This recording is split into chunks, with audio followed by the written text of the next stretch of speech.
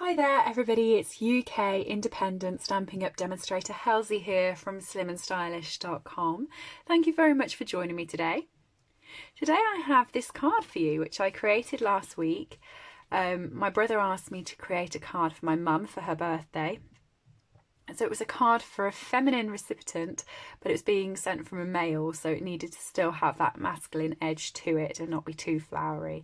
And I thought, I used to make these cards all the time and I haven't made one for ages. So I was quite excited and thought, let's have a play and get using that. So it's actually using a watercolour wash, but it stands off the paper, so it's nice and springy. It does go completely flat, so you can pop it in your envelope. And then when you open your envelope and pull it out, it pops back out again. And so when it sits on the mantle, it just looks like it's leaping at you. And it's got that 3D element, which I really love. So this is using the Happiest of Birthdays Cling Stamp Set, which is from the Stampin' Up annual catalogue. Everything I am using today is available from Stampin' Up and you can purchase from my website. And the link to my shop is just in the corner. So it's www.slimandstylish.stampinup.net, and you can add any of these items into your basket and every order is very much appreciated. So before I get started, I'm going to make a little bit of an apology. I have a laminated sheet of grid paper here, which I like to use when I'm doing watercolour because it protects my desk and the pad of grid paper. But I know it's not that great when I have my filming lights. So I spent probably a little bit longer than I should, quite some time in trying to get these angled so you're not getting reflection, and hopefully you haven't, but just in case you do, I'll apologise for that now. So what you're going to need, and I'll tell you your supplies first, is you're going to want a piece of Whisper White cardstock for your card base. So this is a piece of A4 paper that's been cut in half and scored in half. I've got a piece of Smoky Slate cardstock for my base.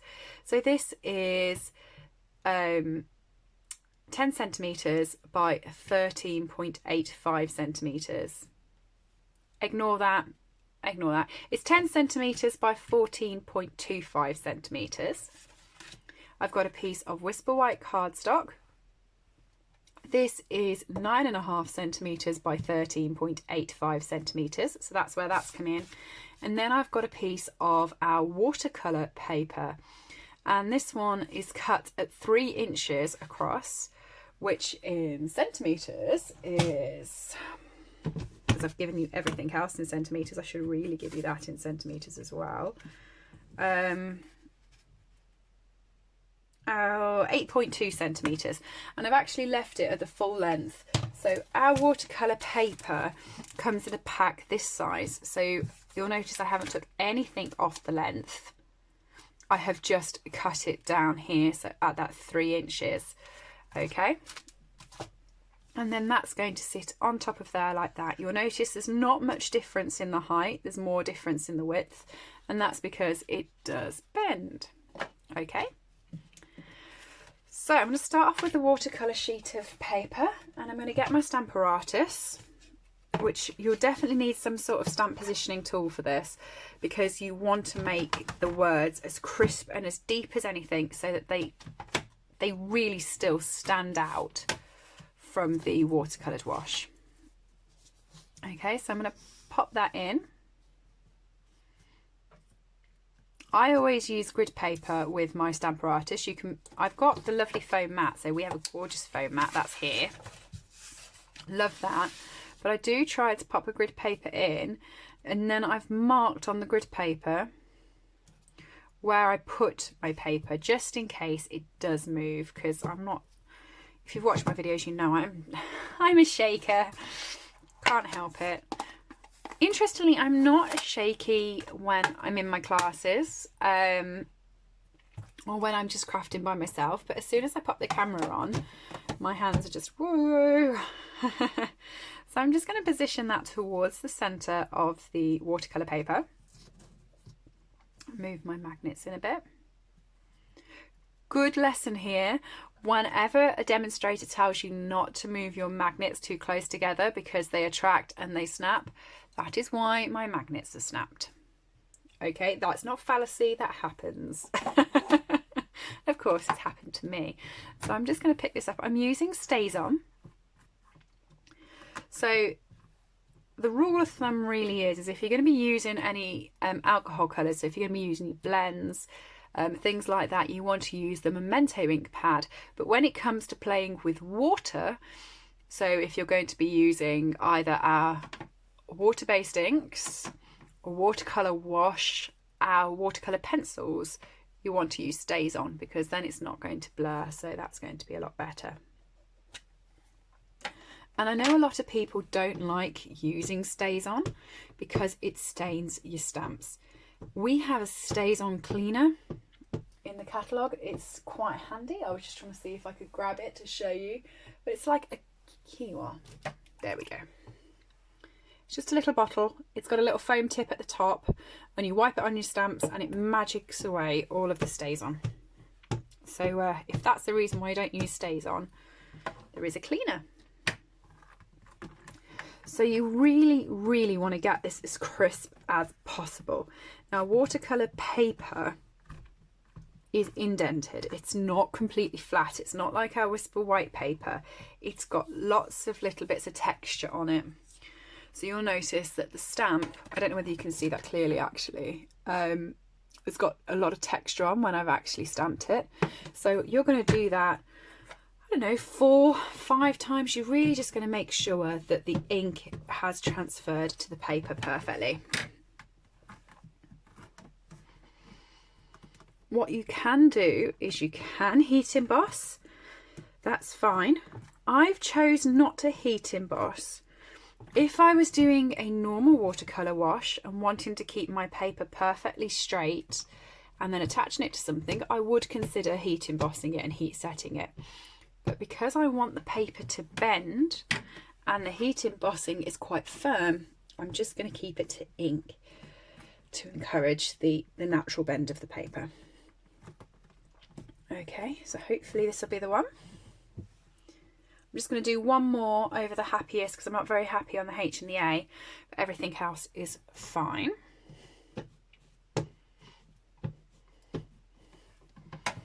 This is the fun, in a way, of watercolour paper. So this is why you ideally need a stamp positioning tool so you can get it lined up perfectly. But yeah, with the watercolour paper having slight divots in it, it sometimes is hard to get the ink onto the paper, but I'm happy with that. And I know you're probably thinking, good, we've watched her stamp this now several times. Sorry, but I do want it to be pretty perfect to show you. Okay. So I'm just going to move my Stamparatus out. I'm just going to move the stamps off as well. So for this card, I actually used 3 colours on my watercolour wash. So I used Melon Mambo, Highland Heather and Coastal Cabana. And the majority of it is Coastal Cabana. But what is the best thing to do? If you're using the old inks, so we have 2 types of ink pads. These are all of the new ones and they will all come like this and they are better. So that's good. These are the old type that I'm using, but I know quite a few people still have these in their stash. So if you're using these, you want to push into the centre several times. Just give it a good squish, good push. And then when you open it, you'll notice that the ink has actually transferred into here, and you can use this as a little ink tray, which is perfect. It doesn't work on the new cases, which is a shame, but at the same time I prefer these cases, so I'm not going to complain about it. But what I'm going to do is I'm going to open my case and I'm going to get a couple of ink blocks. So I've just got size C. I'm pretty sure this is a C block. Yes, it is.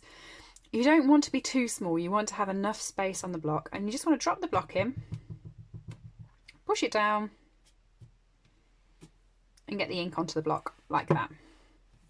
Okay, that's more than enough for this project. And then you want to do exactly the same with the Highland Heather.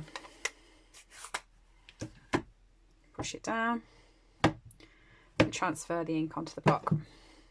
Okay, the reason why I've actually, I don't know whether you noticed, when I did the block, I put it in and moved it off like that, was so I have a high concentration of the ink at the one end and a low concentration at the other, so I can drag and drop it. And then I've got my watercolour markers, and I try to keep these in the right colours. So for instance, I know that this one has used red before because it stained it, so I'll keep that with my red. This one here has used green before. This one here is normally on the blue, so I'm going to keep that with purple. Okay. Now what you want to do is you want to soak your paper. Normally when I do watercolour, I will advocate that you stick it down so it keeps it flat.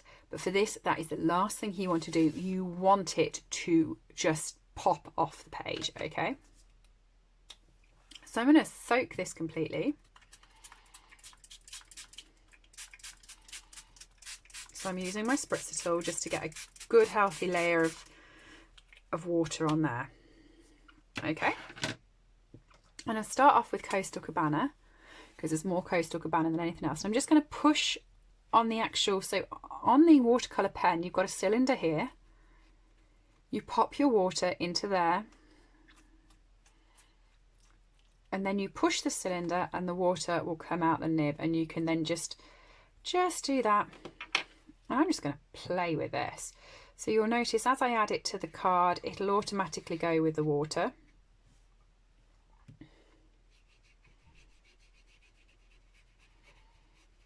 Okay, and you can spread it around as much as you like. And I'm going to sort of put three dabs of this over. I'm not really going in any sort of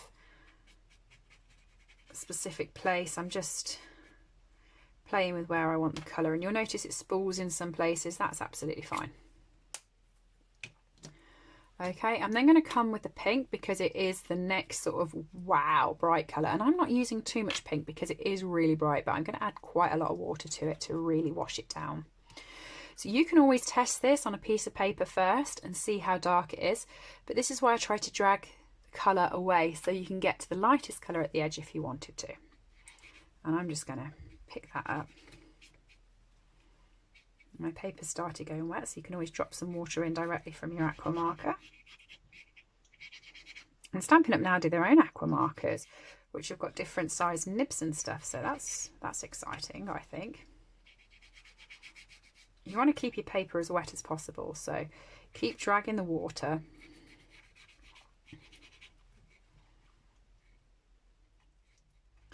Through.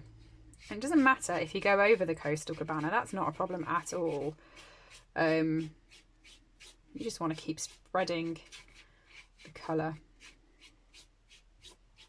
Okay. Bit there. If you want it to be darker in some places, you can take the darker colour and you can pop that through. It's all about making the colours blend in together. And you'll notice at the start that I said I wanted it to have more of a masculine feel, even though it was for a female. So for that is why I use the Highland Heather, because when you put the Highland Heather over the top, it gives it sort of a grey slate wash. So I'm just gonna, and if you're worried by the way that your paper's getting dry, just grab your spritzer and wet it down again, or like I said, you can just push on the bottom there and you can just add a whole host of water back onto these. And with the Highland Heather, I just went over the whole card. So even though I dragged the colour mainly to where the white bits were, I went over all of it so that I actually spread that colour and toned down the pink.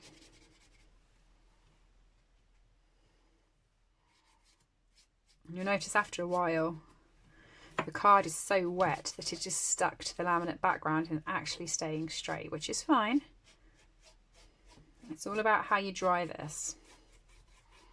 So I'm just going to keep running across. Like I said, the Highland Heather goes over everything. But I have decided through doing that I want a little bit more of the Coastal Cabana. That's not a problem. Grab your Coastal Cabana aqua marker, pick up the colour,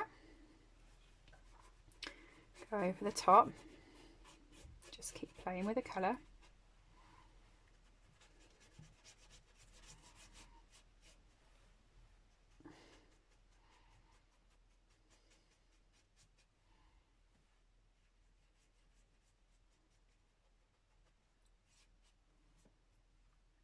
If it spools anywhere and you don't like it, just add more water to get it off, but I quite like this. Okay, sorry, I tried to put the same lids on. I don't know why. I think it's just because I've got issues with things. I like them to coordinate. So I'm just going to go back over again with the Highland Heather. And I can tell you right now that this is probably the wettest piece of paper out. It's like drenched. So I'm going to leave it like that. The colours will pop a little bit more. By the way, what I will say is when you are doing this technique, you are always best to keep some tissue to the side of your desk so that you can clean everything back up again. I would never recommend putting the lid, so once you've actually got the water in here and you've created your own paint palette, always clean it out before you put your lid back on, because you don't want to stain your ink pad at the top, okay? And I'll clean those two up in a second. What I'm going to do for this to dry is, normally if you've watched my watercolour videos and things like that, you will notice that I try to dry them for speed with my heat setting tool. I'm not going to do that today because I want this to dry naturally. What I am going to do is I'm going to grab one of my trays. So I have a load of trays. I think all crafters have lots and lots of trays. Okay. I have a tray that sits in above my radiator, and I'm just going to pop this. I'm going to fold it so it knows which way I want it to go, and I'm going to pop it in there, and I'm going to grab 2 blocks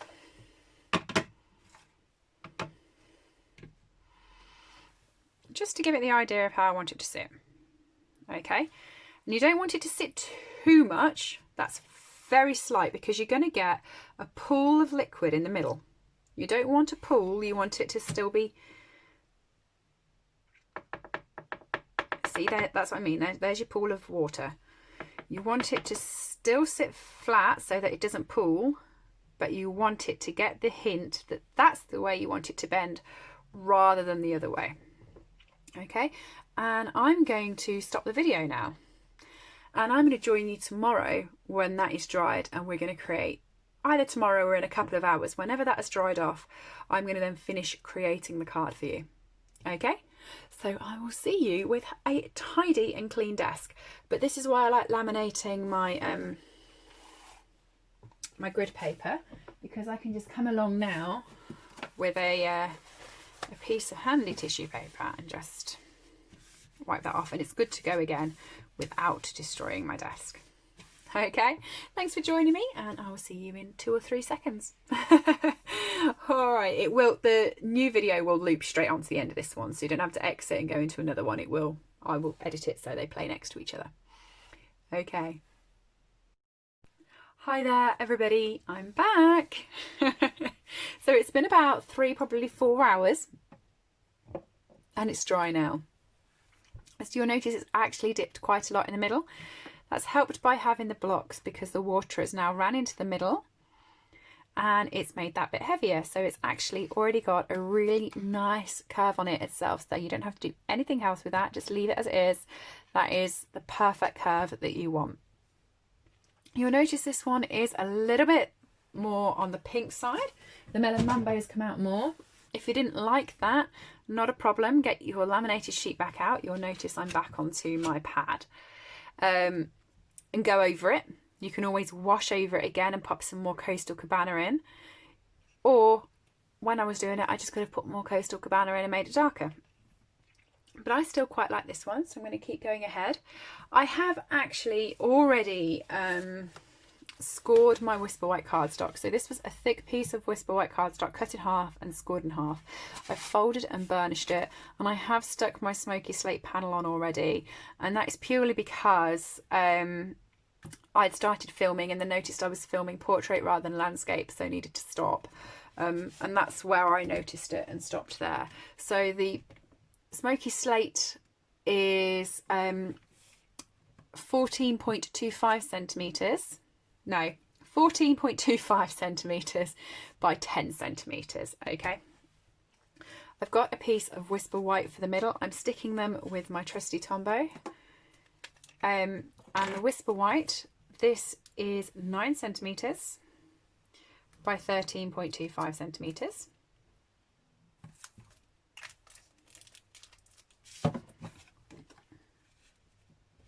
Okay, so it's going to stick in there like that.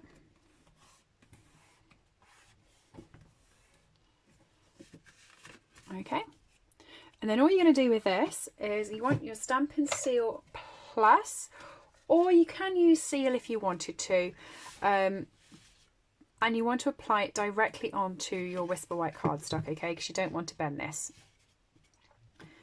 So you want to work out roughly where the middle is, which is about where my finger is, and you just want to pop one line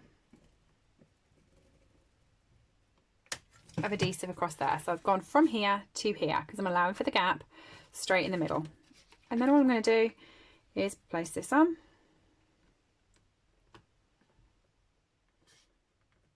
And stick it down.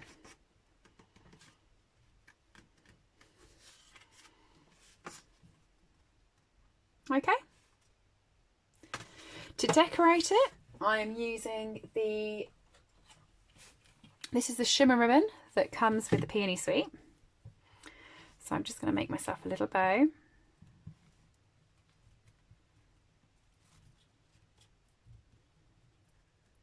Very nice ribbon this, and because of the shimmer I just felt it went really well with this watercolour effect.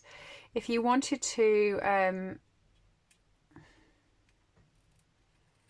make it shimmer more, feel free to add a load of Watercolor over this. That looks lovely as well. I haven't done it because I've got the shimmer ribbon on and I'm going to put the rhinestones at the bottom, so I figured there was enough bling going on. But if you're a bling bling queen, you pop on Watercolor, it looks lovely too. So there's my ribbon, and as you can see, you can push this down as many times as you like. It's not staying down, it's going to keep popping back up, so it will still pop back up once you've posted it in the post. Okay, rhinestones. And which rhinestones do I use? I used the little ones, and I did 5 of them. So 1, 2, I always find it better to go that way and then go the one in the middle, and then you can just go in the middle of those. For me, that's just a more logical way of doing it than trying to run across there. I always then never get them straight. And that's the card finished. What do you think? I love seeing them on the shelf because I just think they look like they're popping off the card. They look like really 3D, and they look fun, and they're bouncy. And there we go. Thank you everybody for joining me. If you have liked this video, please do give me a little thumbs up. Leave me a comment, let me know you are here, and subscribe for more content. All of the items are available from my store, which is in the corner, www.slimandstylish.stampinup.net, and I do appreciate every order that comes through me. So thank you very much. See you next time. Bye.